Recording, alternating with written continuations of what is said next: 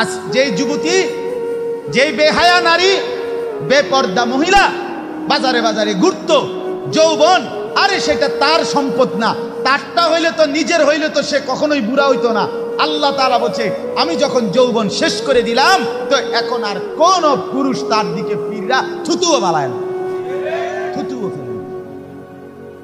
হায়াতের প্রত্যেক মুহূর্ত আল্লাহর দান।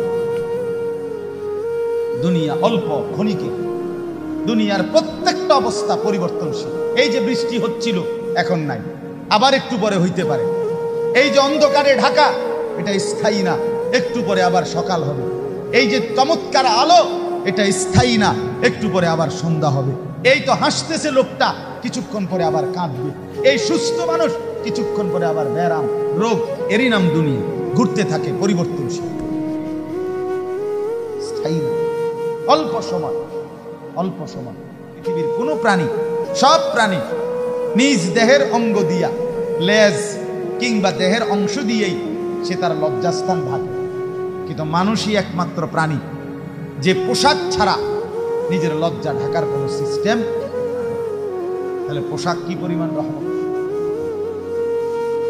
পোশাক যদি না থাকে তাইলে তার ইজ্জত থাকবে কোথায়, তার লজ্জা থাকবে কোথায়? এই জন্য একটা কথা মনে রাখবেন, জরুরি কথা।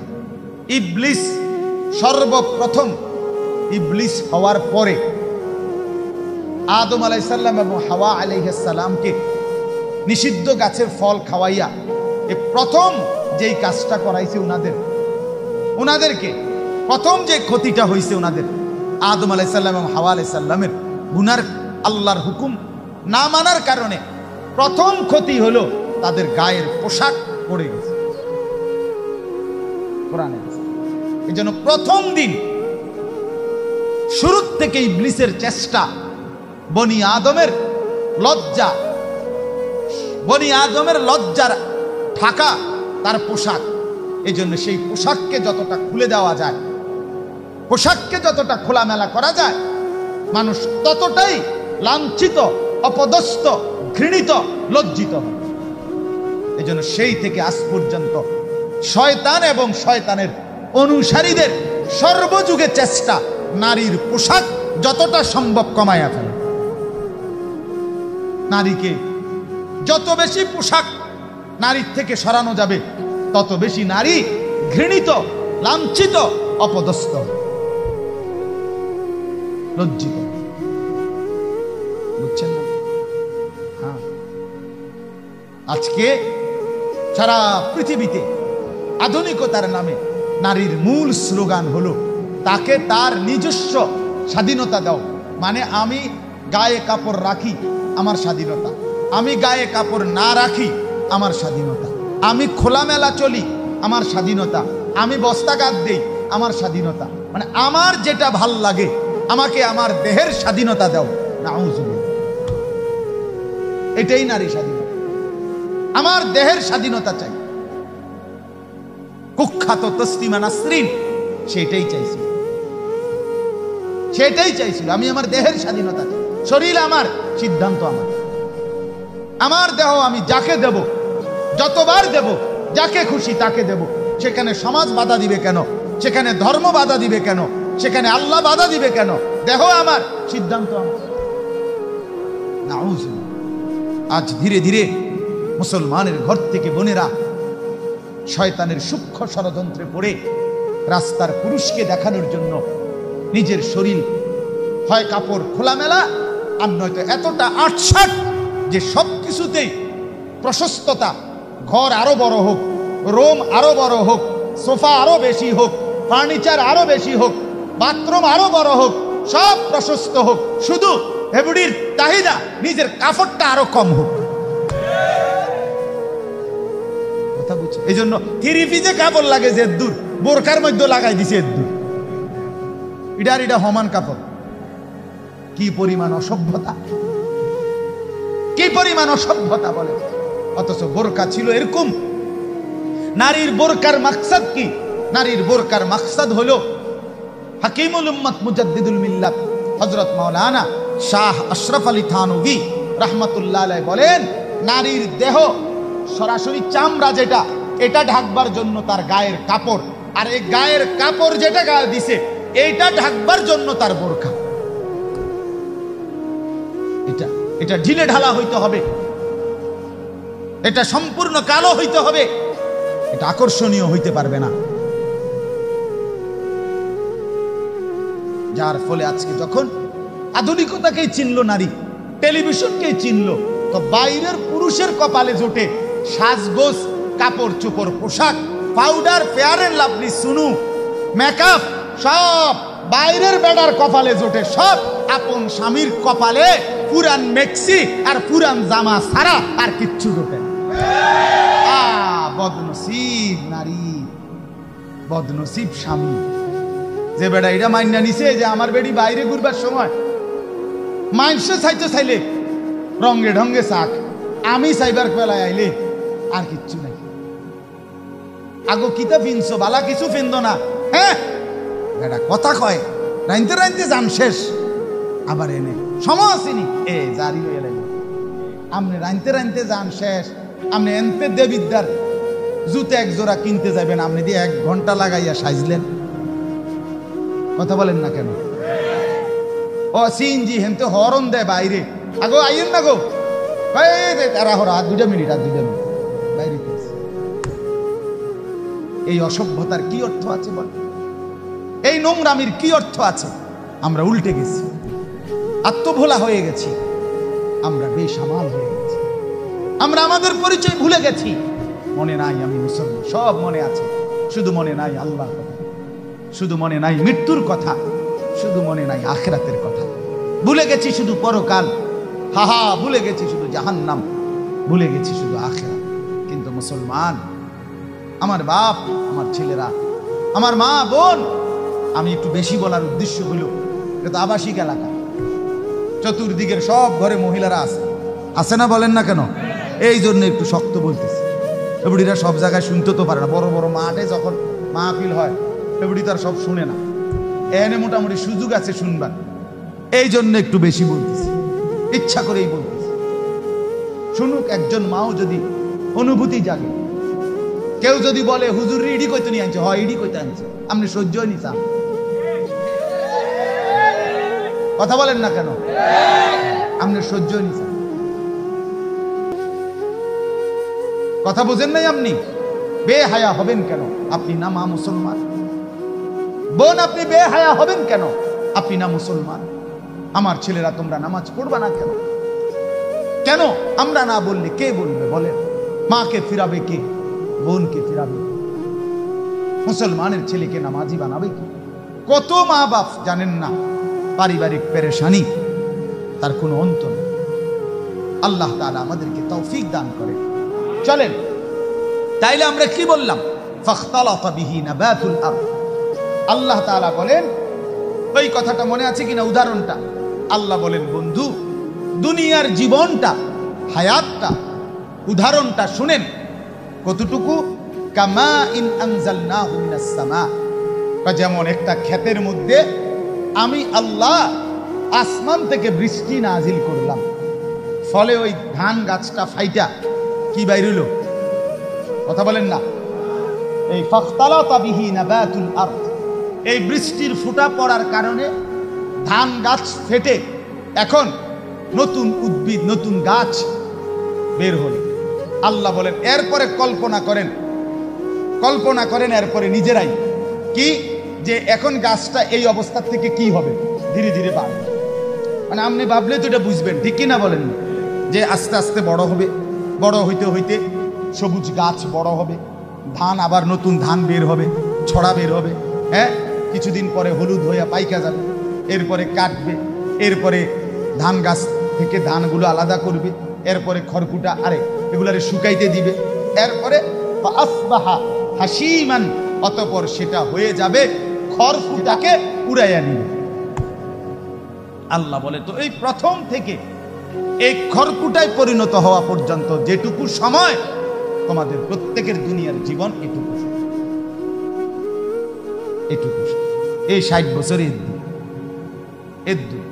আহা, যদি আমরা বুঝতাম, আমরা এটুকু নিয়েই ব্যস্ত। হাসরের ময়দানের একদিন 50,000 বছর। খোদার কসম, কোরআনের আয়াত, 50,000 সানা, 50,000 বছর হাসরের ময়দানের একদিন। হাসরের মাঠ একদিনে শেষ হবে না। হাসরের মাঠ মোট কতদিন সেটা জানে শুধু আল্লাহ। কে জানে? হাসরের ময়দানের একদিন আল্লাহ বলছে 50,000 সানা, 50,000 বছর।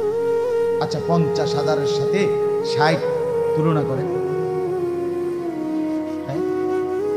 50,000-এর সাথে 100 তুলনা করে, কিছুই জানে।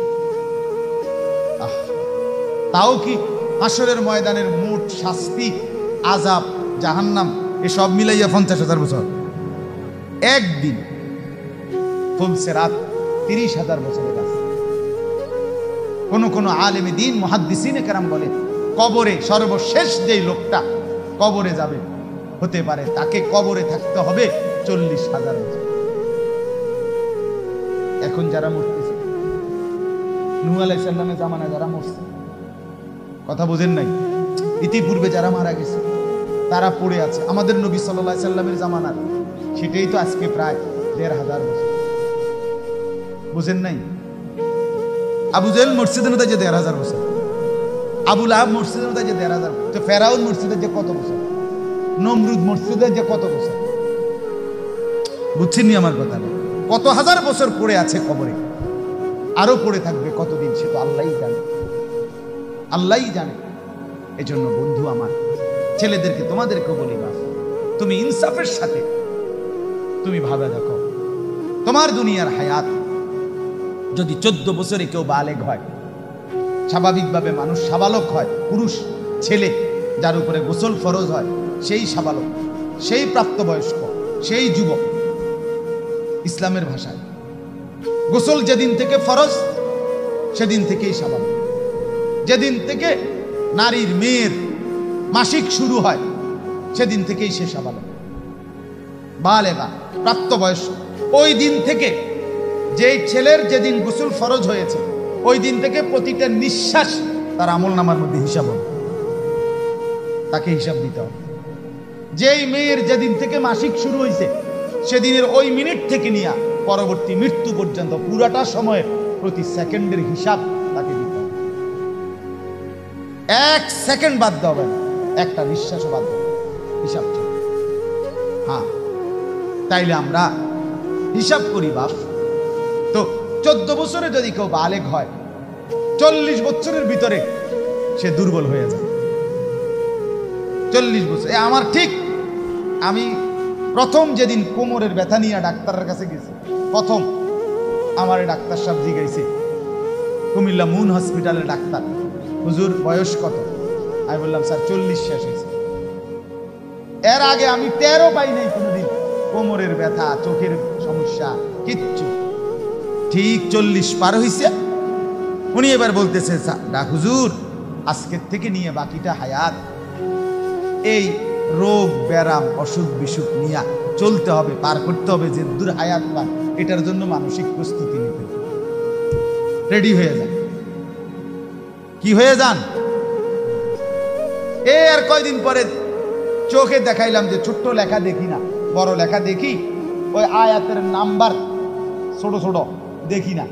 মারিফুল কোরআন আমার কাছে যেটা গাড়িতে আছে, এটা ছোট ছোট লেখা, এটা তো দেখি না। ডাক্তার সাহেব বলছে চশমা নেই। কথা বুঝছেন? গলা আপনার 2 বার অপারেশন করছে, তো বলছে একবারে প্রচন্ড গরমের মধ্যে ঠান্ডা কিছু খাবেন, কিন্তু এগুলা তো কোনোটাই 40-এর আগে টের পাই। কথা বুঝছেন? আমি তো ওয়াজ তার আজকে শুরু করছি, 18 বছর, 17-18 বছর হবে। একটা সময় আমার মনে আছে, আমি আস্তা 7 আপের বোতল, আধা লিটার 1 লিটার ফ্রিজ থেকে নামাইয়া ওয়াজের পরে পুরোটা খাইতাম, টেরও পাইছি না তখন। আজকে সেই হায়াত কোথায়? আমি তো আমার জিন্দেগির সাক্ষী। প্রিয় বন্ধু আমার, বাপ আমার জীবনের উপরে রহম করে। আপনারা যারা বয়স্ক হয়ে গেছেন, 40, 50, 45, কোরআনুল কারীমের মধ্যে স্পষ্ট আছে, যার বয়স 40 আল্লাহ বলছে সব গুছাইয়া সরাসরি ইউটার্ন করো। ইউটার্ন বুঝেন? আর ইউটার্ন বুঝেন না যে রাস্তার মধ্যে যে ইউটার্ন করে? এই আল্লাহ বলছে 40 হয়ে গেলে দুনিয়ার থেকে বান্দা একদম ইউটার্ন কইরা আখিরাত মুখী হয়ে। আমি খুলনা একবার বয়ানের পরে এক বয়স এই 55 হবে লোকটার বয়স। এই চাচা আমার খুব ভালো লাগছিল।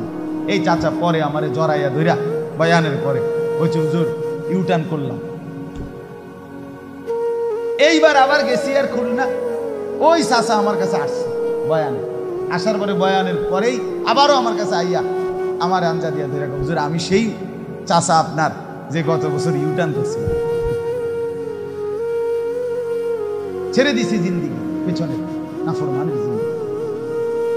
এই জন্য ছেলেরা ইউটার্ন করে, জিন্দিগি সাজাও, জীবন গড়ো। আজ আত্মকেন্দ্রিক জীবন। আজ আমাদের ছেলেদের সবচেয়ে বড় ব্যর্থতা কি? মুসলমানের ছেলেরা অথবা যেই কোনো দেশ জাতি সমাজের যুবক দেশ গড়বে, জাতি গড়বে, সমাজ গড়বে, পৃথিবী গড়বে, আখিরাত গড়বে, দুনিয়া সাজাবে, কথা ছিল এই। কিন্তু দুর্ভাগ্য আর বদনসিব বৃহত্তর যুব সমাজ শুধু নিজেকে আত্মকেন্দ্রিক, নিজের লোভ, নিজের লালসা, নিজের যৌন চাহিদা, নিজের জিনা ব্যভিচার করার আকাঙ্ক্ষা, মেয়ের প্রতি সুতীব্র আকাঙ্ক্ষা, অশ্লীল ছবি, উলঙ্গ নাচ, দৃশ্য, জিনা ব্যভিচার, এই ক্যাফে, রেস্তোরাঁ, হোটেল, পার্ক, বিনোদন কেন্দ্রে মাতলামি করা, লাফালাফি করা, ফালাফালি করা, এই মোটরসাইকেল নিয়ে লম্বা ভ্রমণ, কক্সবাজারে নিয়ে দফাদফি, ফালাফালি, কারো মেয়েকে ভাগাইয়া নিয়া অশ্লীলতার জিনার রাজ্যে ডুবে যাওয়া, মানে শুধুই নিজের লালসা, নিজের লোভ, নিজের ব্যক্তিগত চাওয়া পাওয়াকে নিয়েই জিন্দেগি শেষ করে। অথচ দেশ গড়বে কে? সমাজ গড়বে কে? মানুষ গড়বে কে? পৃথিবী সাজাবে কে? আখিরাত সাজাবে বলে বলে হযরত মুসা, ইউসুফ আলাইহিস সালাম 7 বছর একটানা ইউসুফ আলাইহিস সালাম দুর্ভিক্ষের পীড়িত মানুষকে মিশরের মধ্যে খাদ্য সহযোগিতা করছিলেন। 7 বছর পুরা দেশ, আশেপাশের 2-4টা দেশে দিয়েছেন। এই 7 বছর কোরআনে আছে। 7 বছর ইউসুফ আলাইহিস সালামের সাথে রাত্র দিন মানুষের সেবায়, দুর্ভিক্ষের মুহূর্তে মানুষের সেবা করে মানুষের পাশে যারা ছিলেন ইউসুফ নবীর সঙ্গী হিসাবে, তারা ছিলেন সকলেই যুবক, নওজোয়ান যুবক। মানবতার সেবা করবে, যুবক পীড়িত মানুষের সেবা করবে, কথা ছিল এই। কিন্তু আমার ছেলেরা মাদকাসক্ত, জুয়ায় আসক্ত, নারীতে আসক্ত, মোবাইলে আসক্ত, জিন্দিগি নিজেকে নিয়েই ব্যস্ত, নিজের সাজগোজ, নিজের ফ্যাশন, নিজের শাহওয়াত, নিজের চাহিদা, এটা পূরণ করতেই ব্যস্ত। তো পৃথিবী সাজাবে কে? আখিরাত সাজাবে কে? কবর সাজাবে কে? এজন্য বললাম, আল্লাহ তাআলা বলেন আমার বান্দা দুনিয়া অল্প অল্প। কৃষকের ক্ষেতে ধান শুরু থেকে খড়কুটা হইয়া বাতাসে উড়া পর্যন্ত যতক্ষণ দুনিয়ার হায়াত, ততক্ষণ। সেটা হইতে পারে 4 মাস, হইতে পারে 3 মাস, আপনাদেরই বলা। আপনারাই কইছেন না এতক্ষণ, কথা বলেন না কেন? এবার আল্লাহ বলেন ওয়াকানাল্লাহু আলা কুল্লি শাইইন মুকতাদিরা।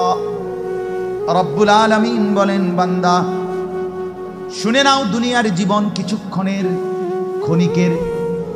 এবার শোনো বান্দা, দুনিয়ার এই ক্ষণিকের জিন্দেগি আর আখিরাতের অনন্তকালের জিন্দেগি, তুমি কিংবা তোমার পরিবার, তুমি কিংবা তোমার সমাজ, সবকিছু যেখানে যা, তুমি কিংবা চতুর্দিকে যা, সব কিছুর উপরে একমাত্র ক্ষমতার অধিকারী তোমার আল্লাহ। ঠিক কিনা বলেন? তুমি হাসছো, আল্লাহ হাসায় বলে। তুমি কাঁদো, আল্লাহ কাঁদায় বলে। তোমার হাত নড়ে বান্দা, না বান্দা তুমি নাড়াও না, আমি আল্লাহ নাড়াই বলে। তোমার চোখ মেলতে পারছো, খোদার কসম আল্লাহ বলে বান্দা আমি চোখ মেলে দিয়েছি বলে। নাইলে তুমি কথা বলো না বান্দা, তুমি বলো না, তোমার জবানের মধ্যে, জিহ্বার মধ্যে আমার হুকুম আছে বলে। নাইলে যে ছেলেটা বোবা, কথা বলতে পারে না বন্ধু, তুমি তার দিকে দেখো, তার জিহ্বা আছে, তারও একটা জিহ্বা আছে, তারও দুইটা ঠোঁট আছে, তারও দাঁত আছে, তারও মুখ আছে, তারও জবানের ভিতরে ফাঁকা জায়গা আছে, কিন্তু ছেলেটা কথা বলে না কেন? মেয়েটা কথা বলে না কেন? রব্বুল আলামিন বলে ওই জিহ্বার মধ্যে আমি আল্লাহর হুকুম নাই, এই জন্য সেই জিহ্বা কথা বলে না। যে অন্ধ বাবা, তুমি চোখে দেখো, মা আপনি চোখে দেখেন, রব্বুল আলামিন বলে না তুমি দেখো না, আমি আল্লাহ চোখকে অনুমতি দিয়েছি বলেই দেখে। নাইলে যে অন্ধ, তার কি এখানে চোখ বলতে কিছুই নাই? তার কি এই জায়গাটা একদম সমান না? তারও তো দেখতে মনে হয় চোখ আছে, দেখে না কেন? যে পাগল, তার কি মাথা নাই? কথা বলেন না কেন? তাইলে তার মাথা তো আপনারও আছে, তারও আছে, তাইলে সে পাগল কেন? পাগলের বাইরে তো কোনো চিহ্ন নাই। পাগল তো এই কারণে না যে হাত ভাঙ্গাই কারণে পাগল, পাও ভাঙ্গাই কারণে পাগল না। মাথার ভিতরে রব্বুল আলামিন এমন কি জিনিস এলোমেলো করে দিলেন যার ফলে সুস্থ সবল মানুষটা আজ পাগল হয়ে গেল। ওই আবদ্ধ ঘর থেকে বের হয়ে বলছিল, বাবা ইন্নাহু হাজারুন আম শাজারুন, আল্লাহর কসম বাবা আমার মনে হয় যে এই লোকটা এটা হয় পাথর নয়তো কোনো গাছ। লা ইয়ালতাফিতু ইলাইয়া মাররাতান, সে তো আমার দিকে একবারের জন্য এক নজর ফিরেও তাকায়। মানুষের কোনো অনুভূতি তো নাই মনে হয় তার। এই কেউ যখন নিজেকে গঠন করে, গোটা পৃথিবী নাচলেও তার আর অসুবিধা হয়। আলহামদুলিল্লাহ, আমরা যারা মাদ্রাসায় পড়ছি, আমরা এটা দিল থেকে বলতে পারি, আমরা যারা মাদ্রাসায় পড়ছি ছোট্টবেলা থেকে, আজকের এই পৃথিবী পোশাকে, কাপড়ে, লেবাসে, ডিজাইনে, রঙে, ঢঙ্গে আরো যদি মনে করে ফ্যাশনেবল, আরো বলে আধুনিক হয়ে গেছে, আল্লাহর কসম আমরা এই সমস্ত আধুনিকতার সামনে দাঁড়িয়ে আমাদের এই পাঞ্জাবি, টুপি, দাড়িওয়ালা পোশাককেই সর্বশ্রেষ্ঠ সুন্দর মনে করি। আমরা মনে করি দাড়িবিহীন চেহারা সুন্দর নয়। আমরা মনে করি এই বখাটে চুল, সেলুনের চতুর্দিকের যে কাটিং, এগুলো কোনো চুলও না, চুলের জাতও না, কোনো মানুষের বাচ্চার চুল না, কোনো মানুষের সাওয়ার চুল নাই। কোন সুস্থ স্বাভাবিক মাতাল হয় নাই, পাগল হয় নাই, স্বাভাবিক কোন মানুষের চুল এত বিকৃত কালারের হইতে পারে না, ডিজাইনের। আর সে তো মুসলমান, মুসলমানের চুল এমন হবে কেন? ইহুদিরটা হইতে পারে, সেটা তাদের ব্যাপার। খ্রিস্টান হইতে পারে, তার ব্যাপার। হিন্দুর হইতে পারে, সেটা তার ব্যাপার। আমার মুসলমান, আমার যুবকের চুল এমন হবে কেন?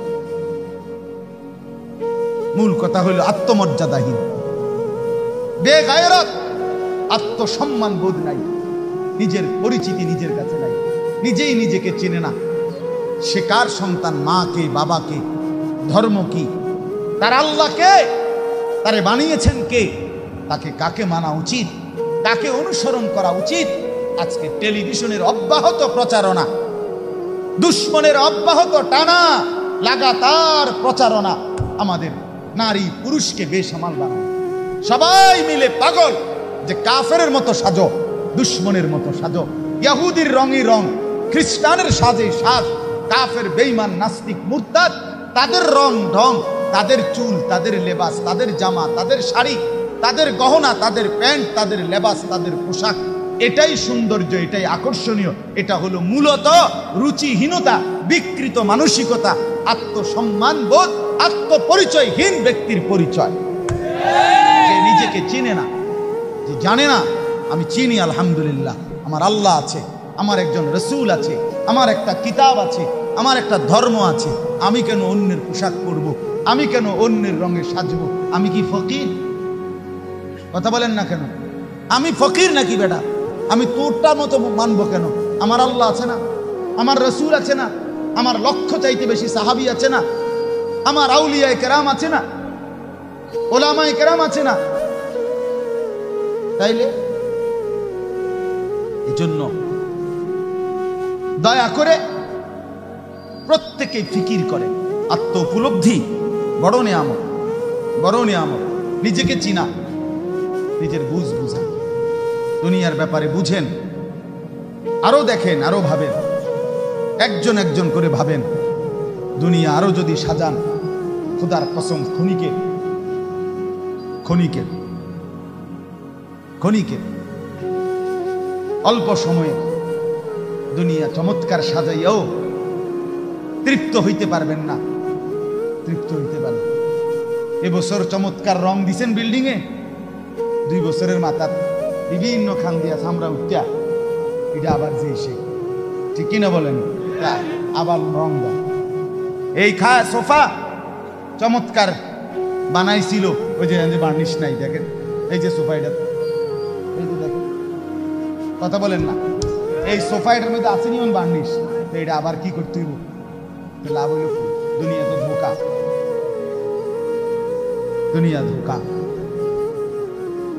এই সৌন্দর্যময় চেহারা নারী 30 বছরের ব্যবধানে উনি বুড়ি, আর কেউ ফিরা এদিকে ফিরা সেফ হালান। আজ যে যুবতী, যে বেহায়া নারী, বেপর্দা মহিলা বাজারে বাজারে ঘুরত, যৌবন, আরে সেটা তার সম্পদ না, তারটা হইলে তো নিজের হইলে তো সে কখনোই বুড়া হইতো না। আল্লাহ তাআলা বলছে, আমি যখন যৌবন শেষ করে দিলাম, তো এখন আর কোন পুরুষ তার দিকে ফিরা থুতুও বালায় না।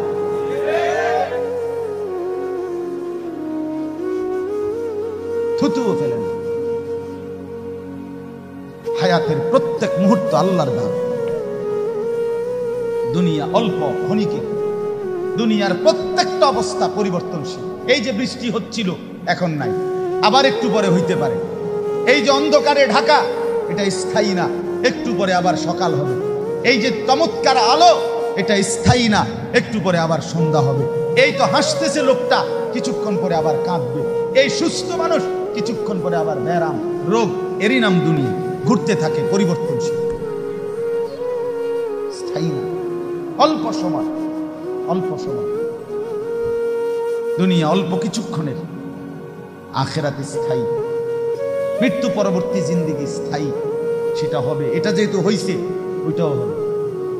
এটা যিনি নিয়ন্ত্রণ করে, সেটাও তিনি নিয়ন্ত্রণ করেন। আমাদের কারো ইচ্ছায় সন্ধ্যা হয় না, আমাদের কারো ইচ্ছায় ভোর হয় না। তাহলে বোঝা গেল আলাদা কেউ নিয়ন্ত্রণ করে, তিনিই বলছে আখিরাত হবে। কাজে এটা যেহেতু হইছে, সেটাও হবে। কথা বলেন না কেন? হ্যাঁ,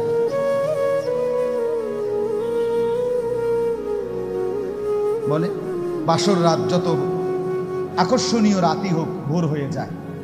জেলখানার রাত, ফাঁসির রাত যত মুসিবতেরই হোক, ভোর হয়ে যায়। দুনিয়া এক অবস্থায় থাকে না, এক হালাতে থাকে না। বা এই জন্য ছেলেদেরকেও বলি, বা জিন্দেগি সুন্দর, তোমার এই হাসি থাকবে, তোমার এই সুস্থ সুন্দর সুঠাম দেহ। আমি কালকেও আমার শায়েখ আরিফ বিল্লাহ হাকিমুন নফস আল্লামা মুফতি মুশতাকুল নবী কাসিম হুজুর গতকালকে পাবনা গেছেন।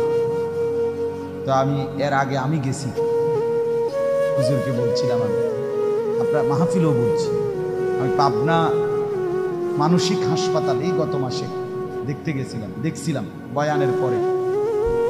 ওই যে বাংলাদেশের সবচেয়ে বড় মেন্টাল হসপিটাল, যে পাবনা না, এটা ওটা আমি দেখছি ভিতরে ভিতরে। আসর থেকে মাগরিব লম্বা টাইম ওয়ার্ডে ঘুরে ঘুরে আমার দেখাইছে। তা আমি যদি 500 পাগল দেখে থাকি, তার মধ্যে 490 জন হলো জোয়ান। 490 না, 495 জন বুড়া দেখছি না, 2 জন বা 3 জন। বুঝছে? সব যুবক। হ্যাঁ, এই জন্য বাপ, যে মাদকাসক্ত পুনর্বাসন কেন্দ্র, যেগুলোর মধ্যে ড্রাগে যারা মাদকে আসক্ত হয়, যাদেরকে চিকিৎসা দেয়, এগুলোর মধ্যে ঘুরে দেখে আসো। সব কি 90 বছরের বুড়া? কথা বলেন না কেন? সব যুবক, সব যুবক। যেখানে সবচেয়ে অত্যাধুনিক বাড়ি, দালান, বিল্ডিং বেশি, সবচেয়ে সম্পদশালী বেশি, আপনি সেরকম প্রত্যেকটা শহরে, প্রতিটা জায়গায় দেখবেন ওই জায়গায় সবচেয়ে দামি ভিআইপি এলাকা যেখানে, ওইখানে মাদকাসক্ত পুনর্বাসন কেন্দ্র বসে। আমি নিজে দেখে আইছি, আমাদের কুমিল্লাতেও সবচেয়ে গুরুত্বপূর্ণ, সবচেয়ে বেশি এলিটরা যে জায়গায় থাকে, আমি নিজে ওইখানে বয়ানে যতবারই গেছি, যে দিক দিয়ে তাকাই দেখি মাদকাসক্ত পুনর্বাসন কেন্দ্র বসে। ধনির দুলাল, সোনার চামচ মুখে দিয়ে যে জন্ম নিছে, রাজপ্রাসাদার অট্টালিকায় যে চোখ মেলছে, আহা, সম্পদ আর প্রাচুর্য কিছুরই অভাব ছিল না, কিন্তু আখলাক আর চরিত্র নষ্ট করে, মদে আসক্ত হয়ে, নেশায় আসক্ত হয়ে জিন্দেগি শেষ করে রাসূলুল্লাহ সাল্লাল্লাহু আলাইহি সাল্লাম বলছেন, মান শারিবাল খামর, যে মদ খায়, নেশা করে, তার 1 নম্বর লানত হলো তারাকাস সালাহ, সে নামাজ ছেড়ে দেয়। 2 নম্বর লানত জঘন্য, নবীজি বলছে, আহা, বলতেও লজ্জা, নবীজি বলছে মাদকাসক্ত যে, তার পরিণতি হলো সে খুব দ্রুত গতিতে, অচিরেই, অল্প সময়ের ভিতরেই সে সবচেয়ে ঘনিষ্ঠ আপনজন, তাদের সাথে আপনজন নারী, তাদের সাথে জিনা আর ব্যভিচার করতে উদ্যত হবে। আপনজনের গায়ে ছবল।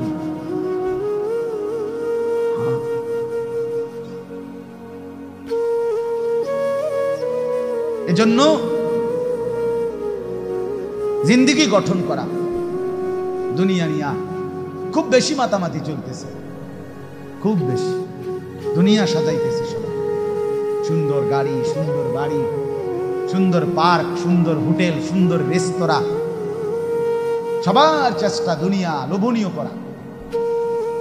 একটা বোরখা গায়ে দিবে নারী, এটার উপরে সে ডিজাইন করতে করতে, এটারে আর বোরখার মেন যে অস্তিত্ব এটার নাই, এটার মধ্যে এই পরিমাণ রং ঢং লাগাইছে, এবারে এটার মধ্যে বোরকা কোনটা এটার খুঁজে পাওয়া যায়।